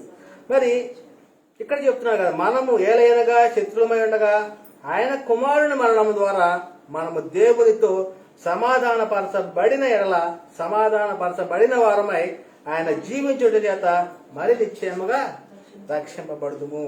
అంటే ఈ రక్షణను అంతము వరకు కొనసాగించు. మనం కలిగి ఉన్నటువంటి రక్షణను మన శరీరంలో ఉన్నంత కాలమే కాదు, అదే విధముగా ఈ లోకము మొదట అంతమైతే ఈ లోకాంతం వరకు, లేదా మన శరీరం నుంచి మనము ముందుగా వెళ్తే మన యొక్క అంతం వరకు కూడా కొనసాగించుకోవాలి. కాబట్టి ప్రియులారా, మరి ఈ విధముగా మరి దేవుని యొక్క సంకల్పాన్ని, దేవుని యొక్క చిత్తాన్ని, దేవునికి విధేయులుగా ఉండటానికి మరి యేసుక్రీస్తు వారు మనకిచ్చినటువంటి నిత్య రక్షణను మరి అంతం వరకు కొనసాగించుకునే వారముగా ఉండాలని మరి ప్రేమపూర్వకంగా మరి దేవుని కుమారుడైనటువంటి క్రీస్తు ప్రేమను బట్టి బతిమాలుకొనుచు మరి వాక్యము ఇంతటితోటి ముగిస్తూ ఉన్నాను. చెప్పబడినట్టు ఈ వాక్యము మరి విలుచున్నటువంటి మీ అందరి హృదయంలో కూడా నీరుగట్టి ఫలింపచేయునుగాక. ఆమేన్. అందరికీ వందనములు, దేవునికి స్తోత్రములు.